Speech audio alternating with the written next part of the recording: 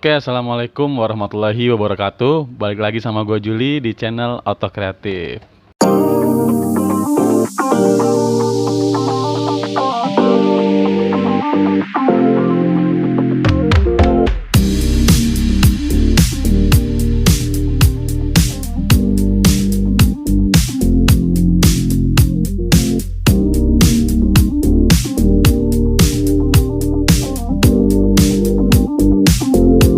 Bagaimana kabar kalian semua? Semoga kalian semua dalam keadaan sehat walafiat. Ketemu lagi di video gue kali ini. Hari ini gue mau ngebahas sambungan dari video yang kemarin kalian lihat. Kalau belum lihat, lihat video sebelumnya ya. Jadi liburan lebaran ini gue sama keluarga itu jalan-jalan ke daerah Puncak. Dan gue nginep dari Puncak pas turun lagi ya di daerah Ciloto di sana. Jadi kalau mau ke tempat gua nginep ya harus nanjak dulu sampai Puncak Pas baru turun lagi. Nah, singkat cerita, kalau misalnya kalian lihat video gua sebelumnya, itu gua berangkat pagi. Itu kurang lebih dari rumah itu jam 6 kurang 15 sama keluarga naik motor ini ya, naik motor NMAX.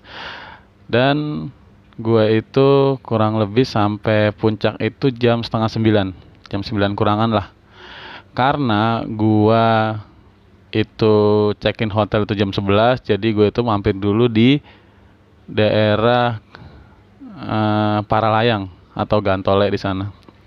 Jadi gue di situ makan dulu, terus ya santai-santai sambil istirahat sebelum ke hotel. Kayak jam 11 gue langsung ke hotel, situ beres-beres dan lain sebagainya. Dan setelah santai-santai, akhirnya gue sama keluarga mutusin buat jalan-jalan. Tadinya mau jalan-jalan ke bawah, ke daerah Cianjur ya, ke Cipanas itu ke bawah. Baru turun sebentar, ternyata udah macet. Nah, akhirnya putar balik aja lah ke atas. Gue naik lagi ke Puncak. Itu mungkin gue kurang lebih itu berangkat bisa jam 2-an kali kalau nggak salah itu. Jam 2-an gue naik terus, ternyata macet. Ya, tapi kalau motor masih bisa lewat ya. Terus gue turun terus sampai akhirnya gue berhenti di daerah Cimory. Cimory yang di sebelah kiri. Ya, dari situ gue sama anak gue sama istri gue, anak gue main playground dan lain sebagainya. Kita belanja ya snack dan lain sebagainya. Hujan turun. Nah, dari sinilah mulai ceritanya ya. Jadi saat hujan turun, gue mutusin buat neduh dulu, atau gue di Cimory dulu sampai berhenti. Dan hujannya nggak berhenti sampai jam 4 lewat sampai jam setengah 5. Akhirnya karena ngeliat jalanan itu rame banget, takut nanti nambah macet, akhirnya gue mutusin buat pulang pakai jas hujan, buat ke hotel lagi, ke atas lagi, ke puncak lagi pakai jas hujan. Nah, saat gue pakai jas hujan jalan terus banget kan. Nah, ternyata jam 5 lewat itu udah macet parah ya, bener-bener tuh macetnya. Gue baru kali ini ke puncak macetnya tuh kayak gitu. Biasanya nggak pernah. Yang namanya motor kalau ke puncak itu biasanya masih bisa jalan walaupun mobil tuh pada macet. Ini bener-bener stuck, macet banget kemarin. Jadi itu bener-bener jalan yang ke atas sama ke bawah dua-duanya ngunci ya. Dan gue pikir ya nggak apa kali ya, masih bisa jalan, gue jalan pelan-pelan. Itu untuk jalannya aja paling itu bisa kurang lebih setiap gas dikit itu paling cuma 50 cm, nggak nyampe 1 meter kita berhenti lagi, tahan, jalan lagi 50 cm, berhenti lagi, kayak gitu terus panjang jalan ya. Itu bener-bener macetnya parah lah. Kalau misalnya nanti gue kasih lihat videonya ya, nanti gue gue kasih lihat fotonya, nanti ada di sini kan fotonya, gue kasih lihat, gue tampilin kayak gimana tuh macetnya puncak waktu itu. Jadi bener-bener parah. Gue sebenarnya nggak kejebak pas mau ke puncaknya, tapi karena gue mutusin buat jalan-jalan ke bawah, akhirnya gue kejebak macet juga. Oke, itu bener-bener gue bawa Matic baru itu ke puncak macetnya kayak gitu. Sebelumnya nggak pernah. Oke, gue jalan lagi naik terus, itu kurang lebih hampir 1 jam kayak gitu terus jalan. Akhirnya tahu-tahu udah mau isa. Itu gue masih kejebak di situ, deket daerah Cimory, mau naik ke atas belum sampai Taman Safari sama sekali. Oke, saat gue udah naik ke atas terus si NMAX ini ya, si NMAX ini tuh mulai gredek. Jadi pas digas itu kayak grek grek grek, kayak kampas ganda nggak mau nyangkut sama mangkok gandanya. Digas dikit grek grek grek, kayak gitu terus. Nah, karena gua rada ngeri ya, takutnya kenapa-napa, karena kan perjalanan gue juga jauh dari rumah. Akhirnya anak sama istri gua mutusin buat turun di jalan kaki, karena di situ rame banget, bener-bener orang pun banyak yang jalan kaki.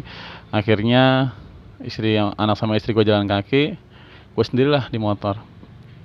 Mungkin selang 5 menit doang, malah gak nyampe 5 menit, saat anak sama istri gue turun, motor ini makin parah gedeknya. Jadi pas digas itu kayak, kalau kayak kopling manual kayak nggak mau nyangkut, kayak glek glek glek kayak gitu terus. Gua gas lagi agak kencengan, dia bisa naik, tapi kan jaraknya ke depan cuma sedikit. Jadi kita nggak bisa gas kencang. Kenapa? Gas kencang nanti nabrak sang depan. Nah, akhirnya gue gas lagi dikit-dikit pelan-pelan.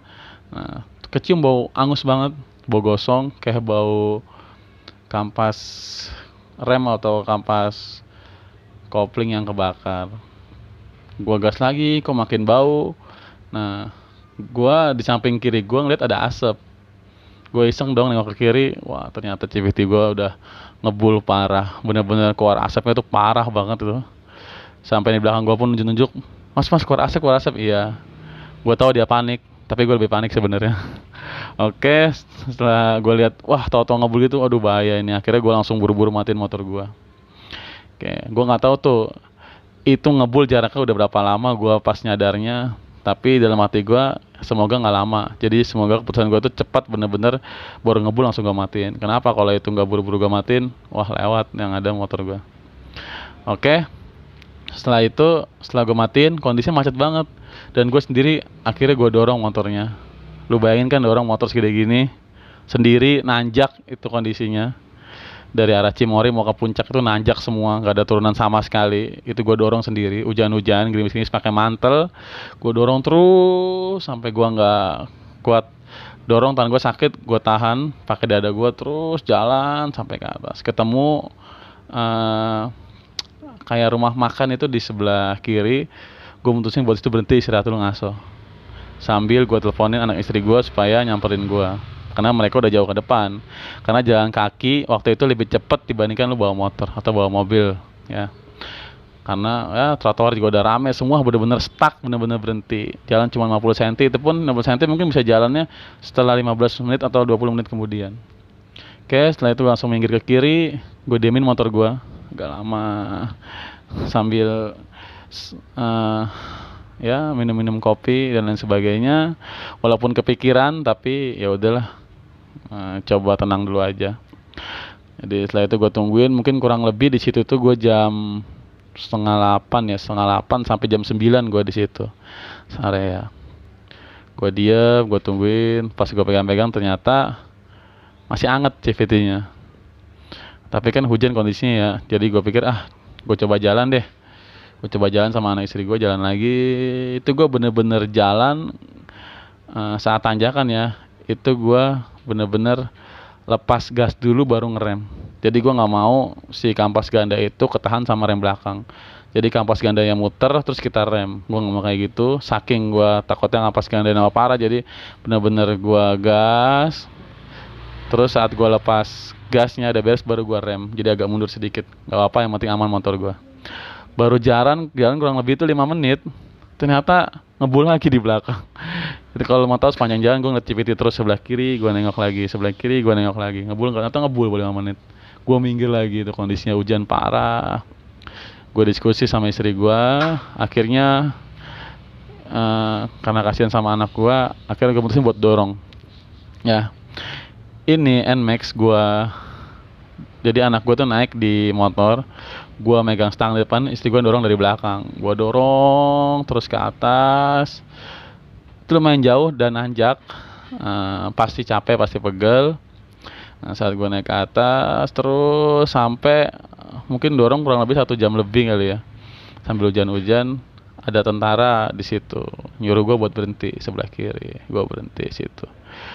Nah, saat gue hari besoknya ya, Jadi gue iseng tuh hari besok itu ngukur pakai kilometer di NMAX ini ya. Gue ukur nyata gue tuh dorong sama istri gue itu kurang lebih 1,3 kilo. Lu bayangin 1,3 kilo tapi nanjak tuh dorong, dan kondisinya dorongnya nggak bisa cepet, harus dikit-dikit kan itu pas dorong pun masih macet. Kalau misalnya dorongnya sampai mungkin bisa digas, bisa dihajar ya lari gitu ya ke atas, tapi ini nggak bisa, bener-bener dikit-dikit, jadi harus pelan-pelan kayak gitu. Lu bayangin dorong dari pelan kondisi yang nanjak kayak gimana ya, itu bener-bener capek banget. Nah, oke, habis itu putusin yang tadi kita disuruh berhenti di sebelah kiri tentara, kita berhenti. Situ kita istirahat dulu, gue pun udah capek banget, gue beli minum, anak gue suruh beli cemilan dan sebagainya supaya dia nggak kecapean, supaya dia nggak sakit ya. Udah beres semua di situ kurang lebih ada kali ya, mungkin setengah jaman. Akhirnya gue mutusin, tadi kan udah didorong lumayan lama ya, gue coba pakai jalan lagi lah, gue pakai jalan lagi sama gue jalan. Nah, gue pakai jalan lagi, itu benar-benar masih macet. Jadi gue tuh dari Cimory itu sampai pemberhentian gue habis Taman Safari itu gue di rumah makan, gue makan dulu akhirnya. Itu udah jam 11-an kayak jam 11 malam. Situ gue makan kurang lebih itu satu jam, baru gue coba naik lagi ke atas. Itu kondisinya masih macet benar-benar, tadi yang gue bilang jalan pun paling cuma 50 cm atau 1 meter paling itu baru bisa ngegas. Jadi baru jalan 1 meter berhenti lagi, baru jalan 1 meter berhenti lagi kayak gitu, dan semuanya ngunci.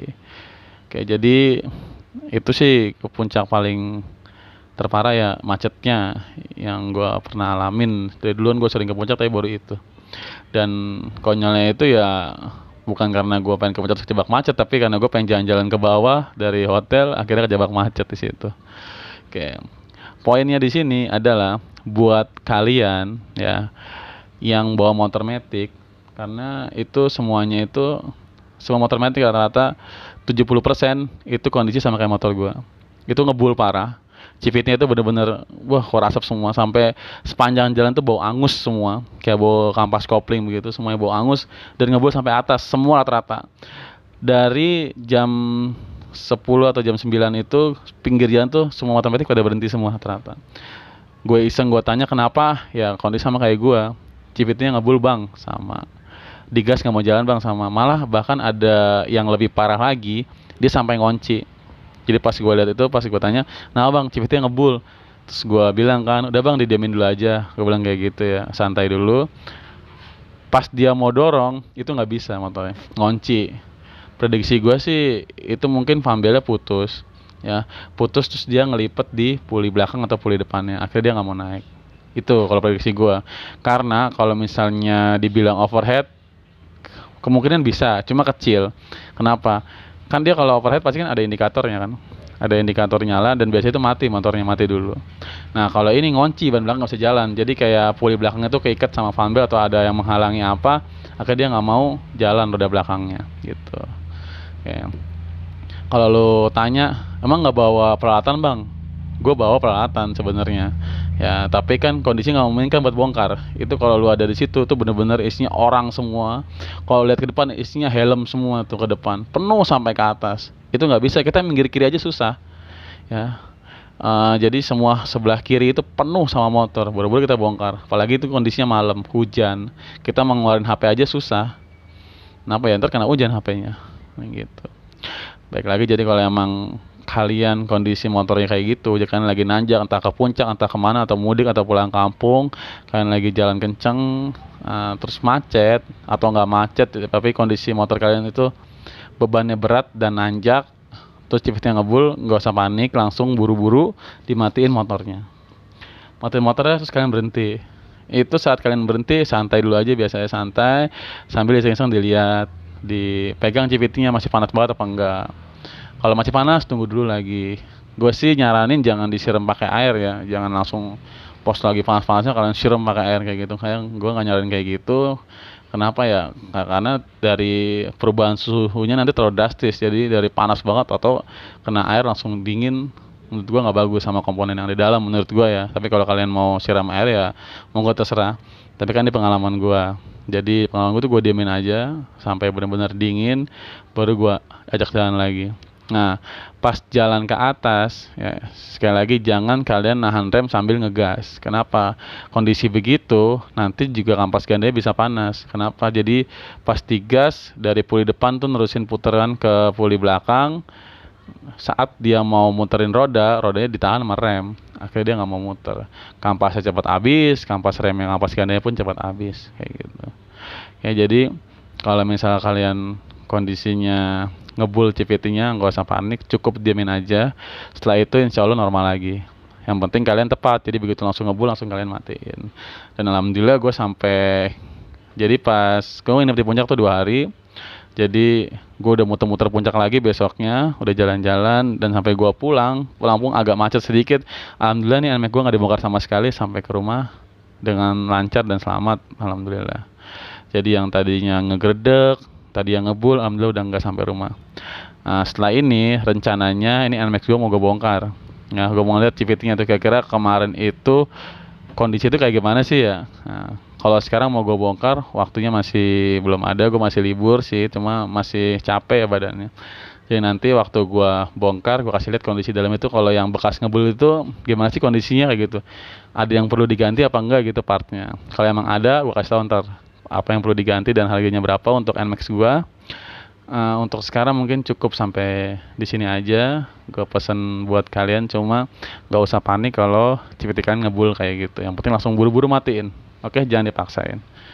Kalau capek pasti harus istirahat, kita ataupun motor kita. Oke, terima kasih yang udah menonton. Sampai ketemu di video selanjutnya. Wassalamualaikum warahmatullahi wabarakatuh.